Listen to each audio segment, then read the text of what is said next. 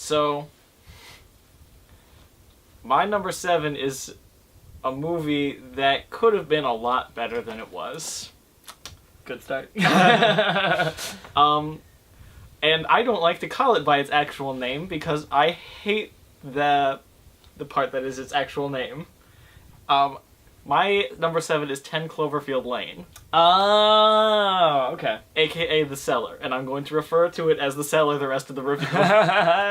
Damien Chazelle helped write it. Damien Chazelle just can't stop. He can't be stopped. He can't be stopped. He was a writer for hire first, and then Whiplash was the first thing he wrote for himself. Yeah. So stop trying to be an artist because somebody else will do it better than you. Yeah, continue. The Cellar is super, super tense, super thrilling. It's not... See, I don't like horror movies, but I like thrillers. This is definitely a thriller, for sure. And it's a thriller, and I love thrillers like this. We're, like, in an enclosed space, and you, like, have no idea, like, how to feel about John Goodman's character. They do a good job of really, like, leaving his character up in the air. And John Goodman is one of my favorite actors. He's so good. Mary Elizabeth Winstead is awesome. Oh, she's always good. She's Gotta always love good.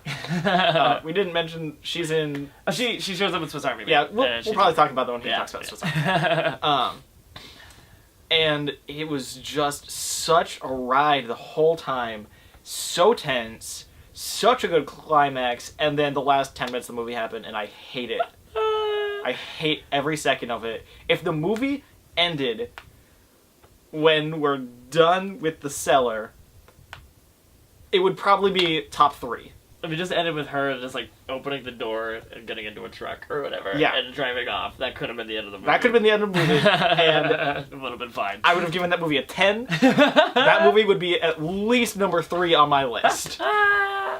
Instead, we have the tie-in with the stupid, and it's awful, and I hate it. J.J. Abrams is a very talented producer. He doesn't always know a good script when he sees it. In this case, he picked a really good script and then added a really silly thing to it. For some reason, they decided to tie it into Cloverfield, which is unfortunate, because that's, like, the worst part of it. Yeah. I will never see Cloverfield because of it. It's actually not that bad. I don't care. I just remember seeing it in middle school and everybody hated it, and I was like, I had a good time about it. But yeah, it does ruin this movie. Yeah.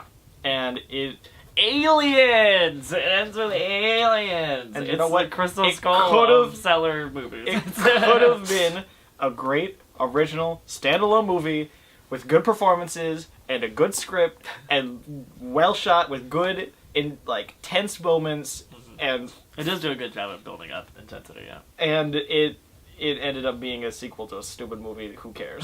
I don't get why they want to make a universe out of Cloverfield. I don't get it. It's awful. It was fine as its own thing.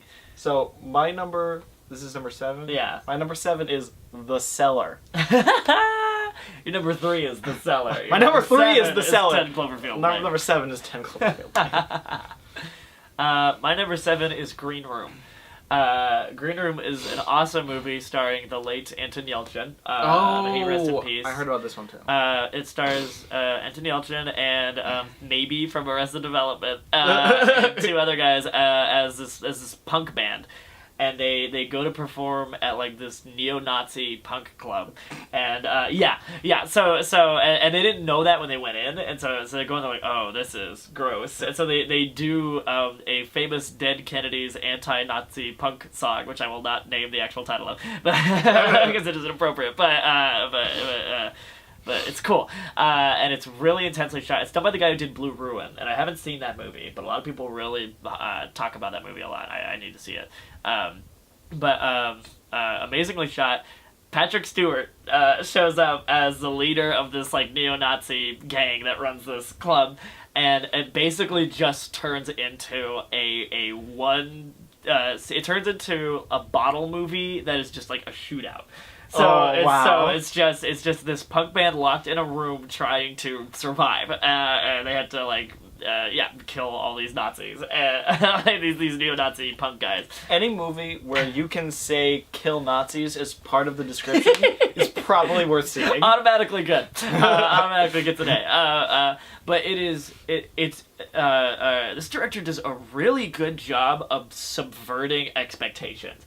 So he'll take a pretty well-known setup and then do something kind of different with it. You're like, oh, that was good. That was a nice little twist. And like, there's a lot of really great moments in it. It's super violent and super depressing. It's kind of miserable, but in a great way. It's actually like pretty colorful, and it's really well acted. They all do a great job. I call her maybe from Arrested Development because I have a hard time remembering her name. It's Aaliyah Shawkat, and she's great, and I always like seeing her.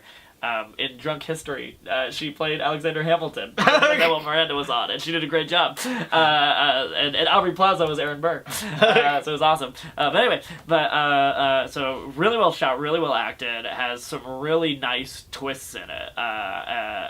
And it's super violent. It's action packed. And I just had a great time. And I wish that there was kind of more movies like that.